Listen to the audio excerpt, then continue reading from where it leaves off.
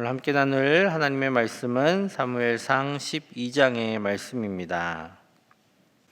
이 새벽에 나오신 사랑하는 성도님들께 하나님의 은혜가 넘치시기를 간절히 축복합니다. 오늘 말씀은 이제 사무엘의 마지막 설교의 장면입니다. 이제 사무엘은 자신의 리더십을 이제 그들 위에 뽑힌 왕에게 이렇게 넘기면서 이스라엘 민족 앞에 이제 자신의 삶을 정산하고 또 왕을 뽑는다는 것이 어떤 의미인지 설명을 하게 됩니다.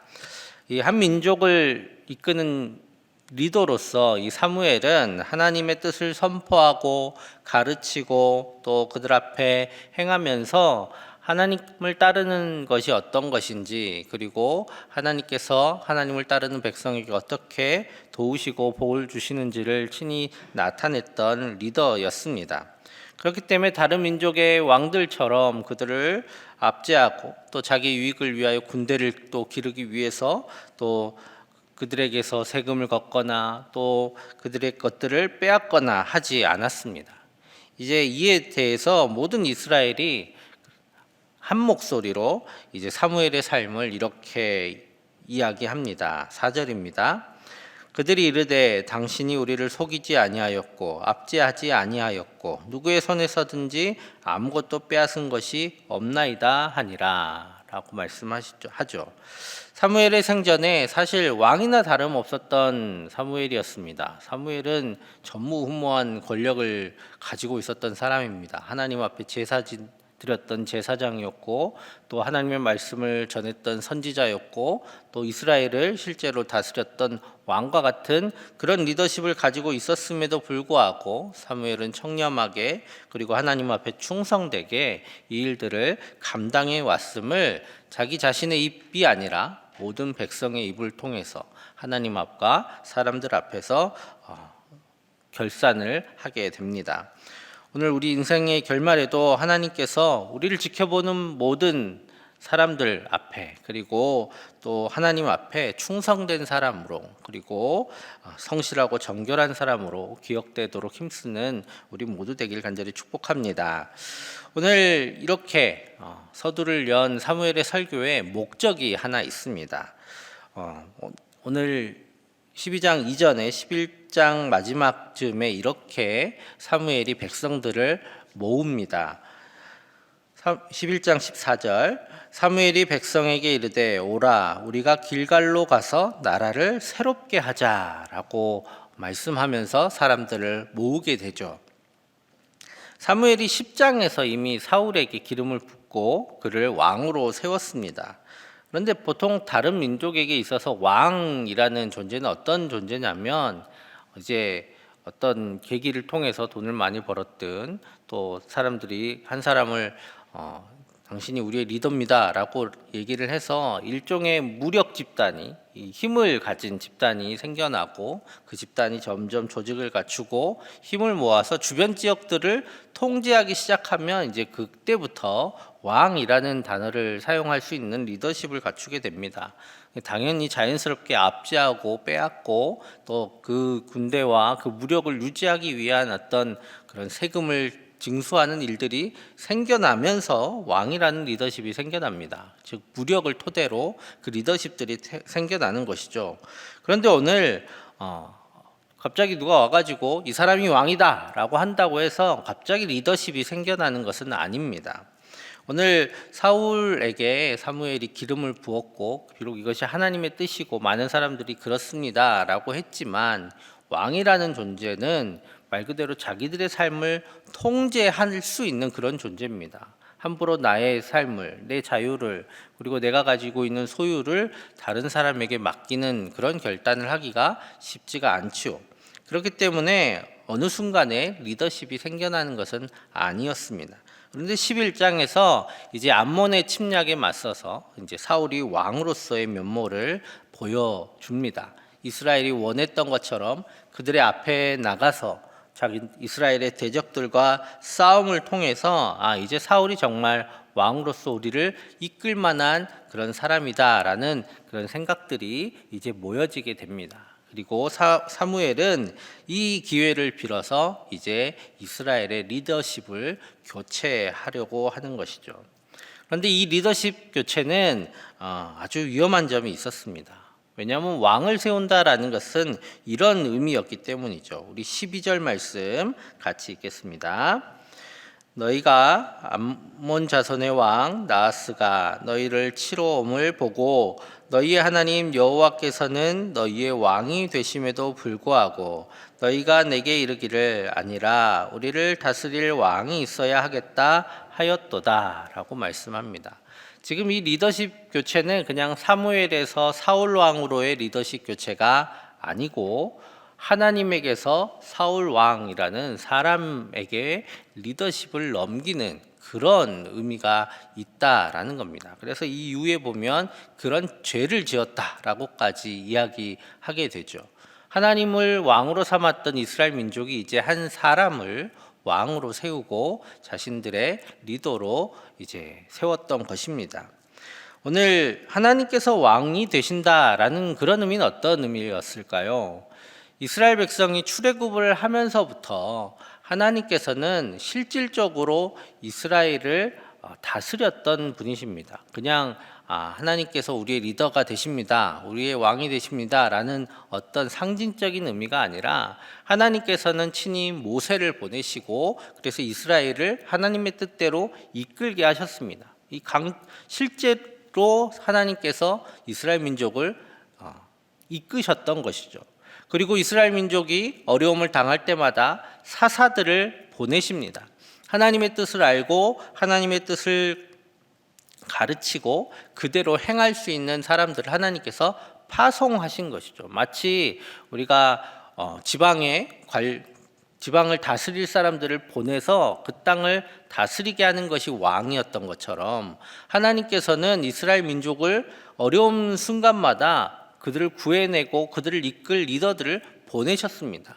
그래서 사사들은 대를 이어서 그 리더십을 가지지 않았던 이유가 하나님께서 그 사사를 콕 집어서 보내셨기 때문이죠. 하나님께서는 사사를 통해서 이스라엘을 직접적으로 통치하셨다라고 오늘 말씀하고 계십니다. 그런데 이제 이전과는 다르게 왕을 세운다라는 것은 하나님이 아닌 다른 사람을 왕으로 세운다라는 것은 이제 또 다른 의미다라는 것입니다. 이제 이스라엘 민족의 요구대로 하나님께서 사울을 왕으로 세우셨습니다. 이제는 이스라엘 백성들은 이 왕에게 충성을 다해야 합니다. 이 왕이 이끄는 대로 그들은 다스림을 받아야 하는 것이죠. 사사는 하나님의 부르심을 입어서 하나님의 뜻을 행하는 사람이었지만 이제 왕은 좋든 싫든 대대로 나라를 다스리게 될 것이고, 만약에 이때 왕이 하나님의 뜻대로 나라를 잘 다스리면 참 좋겠지만 그렇지 않는다면 이스라엘 민족은 고통을 당하게 될 것입니다. 그러면 예전에는 이스라엘 민족들이 고통을 당할 때 하나님께서 사사를 보내셨죠. 그리고 그들을 다시 구하셨습니다. 왜냐하면 이스라엘을 다스리는 분이 바로 하나님, 왕이신 하나님이셨기 때문이죠. 하지만 이제 왕을 세우신 하나님께서는 직접 사사 같은 존재들을 보내서 이스라엘 민족을 구하지 않으실 겁니다.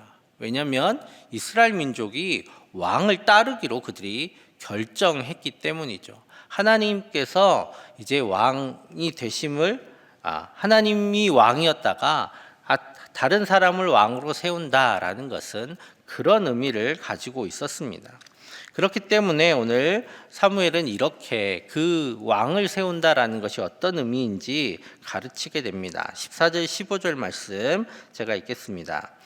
너희가 만일 여호와를 경외하여 그를 섬기며 그의 목소리를 듣고 여호와의 명령을 거역하지 아니하며 또 너희와 너희를 다스리는 왕이 너희의 하나님 여호와를 따르면 좋겠지만은 너희가 만일 여호와의 목소리를 듣지 아니하고 여호와의 명령을 거역하면 여호와의 손이 너희의 조상들을 치신 것 같이 너희를 치실 것이라 라고 경고하게 됩니다. 이제 왕이 세워진 왕이 하나님의 말씀에 청종하면 민족이 그를 따르고 또 그래서 하나님의 복을 받을 것이고, 그렇지 않으면 모두가 함께 심판을 받게 될 것입니다. 앞으로 일어날 일들, 이제 저희는 지금 사무엘상 12장에 있지만 이제 대부분의 상황을 저희가 이미 잘 알고 있습니다. 앞으로 이스라엘 가운데 어떤 일들이 일어날 것인지 우리가 아는 것처럼 하나님 왕이 어떻게 행하느냐에 따라서 이스라엘 민족의 운명이 결정됨을 우리는 볼 수 있습니다. 이제 하나님께서는 사사같이 하나님의 뜻을 민족들에게 직접적으로 강제할 수 있는 사람들을 보내지 않으십니다. 대신에 하나님의 뜻을 가르칠 선지자들을 보내셔서 이스라엘 민족이 마땅히 가야 할 길들을 계속 가르치고 선포하는 일들로 이제 이스라엘 민족을 이끌려 하십니다.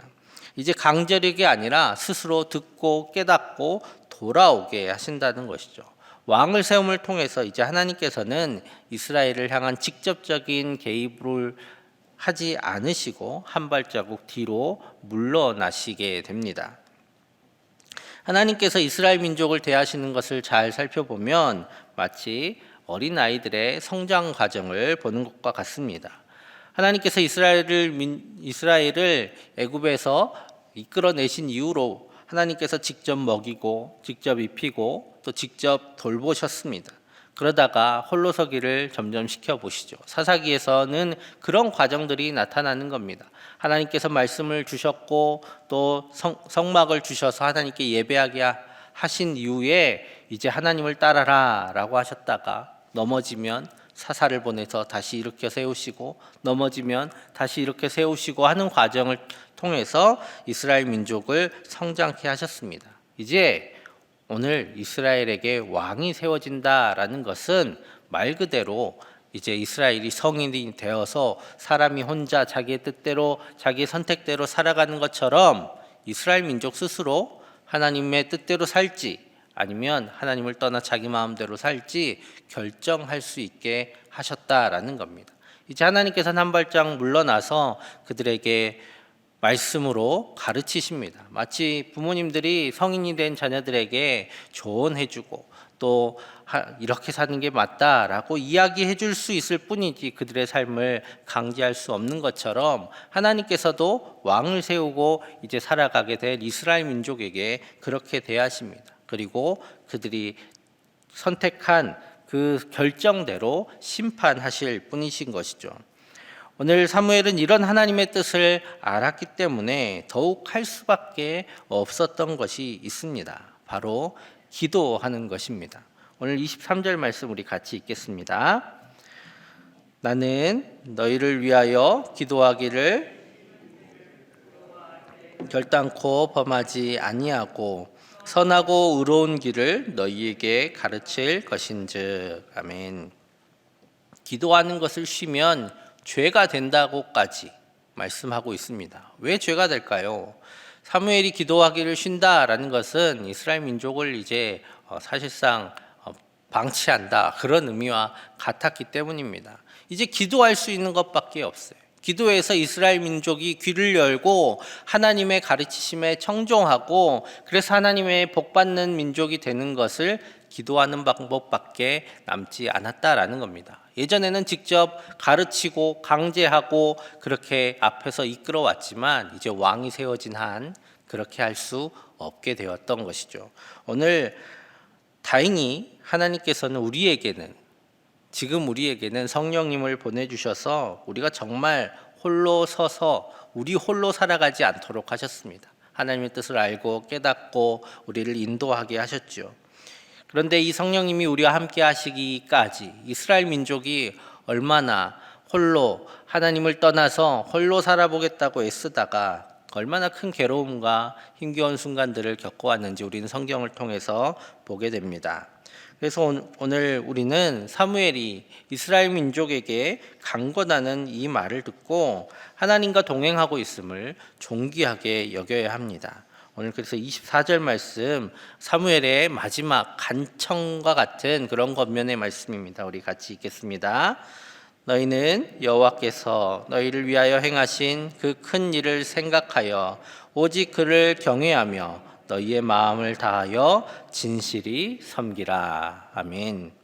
오늘 하나님께서 우리에게 베푸신 은혜를 기억하며 그 하나님과 함께하는 것이 우리에게 있어서 가장 큰 복임을 잊지 않고 힘을 다하여 하나님을 예배하며 또 말씀을 듣고 따르는 우리 되기를 소망합니다.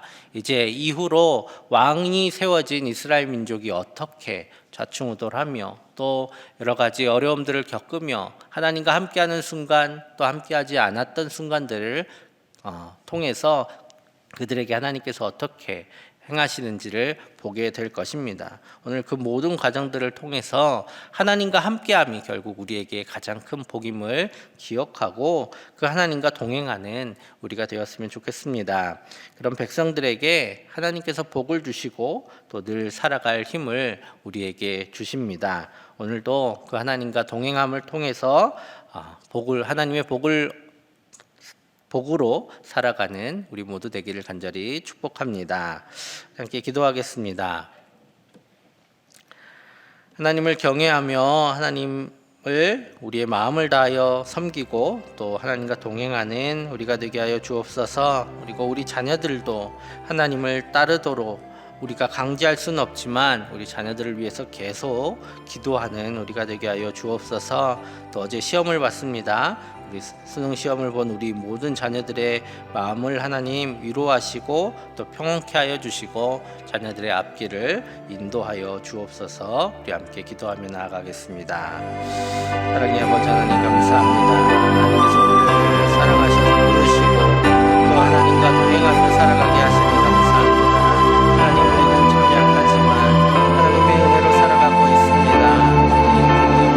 우리의 능력으로 살아가고 있는 것이 하나님을 깨닫게 하여 주옵소서.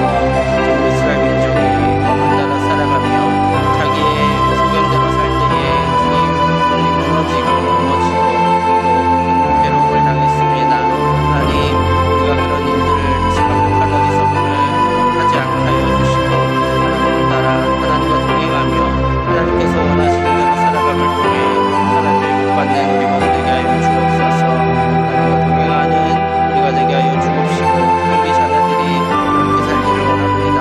하나님 사무엘이 기도하기를 쉬지 않는 것처럼 우리 또한 우리 자녀들을 위해서 기도하며 그들이 하나님 안에서 살아가고 하나님의 뜻 따르기를 기도하는 우리 모두 되게 하여 주시옵소서.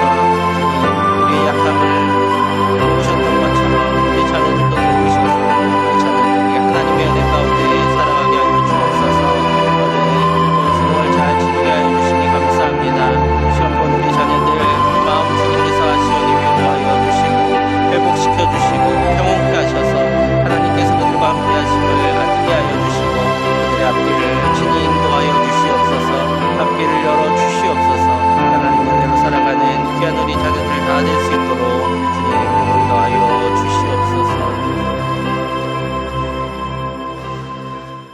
사랑의 아버지 하나님, 약한 우리를 부르셔서 하나님의 은혜로 살아가게 하시니 감사합니다. 우리 살아가고 있음이 우리의 능력이 아님을 깨닫게 하여 주시고 하나님을 경외하고 마음을 다해 섬기고 하나님과 동행하기를 힘쓰는 우리가 되게 하여 주옵소서. 또한 우리가 그렇게 살아왔던 것처럼 우리 자녀들도 하나님 의지하며 살아갈 수 있도록 그들에게 믿음을 더하여 주시고 주님 예배하며 살아가는 우리 모든 자손들 될 수 있도록 기도하기를 멈추지 않는 우리 모두 되게 하여 주옵소서. 하나님 어제 시험을 보았습니다. 수능 시험을 본 모든 자녀들의 마음을 주님 위로하여 주시고 그들 마음 가운데 하나님의 평안 허락하여 주시며 이제 앞으로 나아갈 모든 길들을 주님께서 친히 인도하여 주옵소서. 오늘 하루의 모든 삶 가운데도 주님 동행하시고 힘주시고 또 주님과의 깊은 교제가 있는 기도의 시간 되게 하여 주실 줄 믿사오며 예수님의 이름으로 기도하옵나이다. 아멘.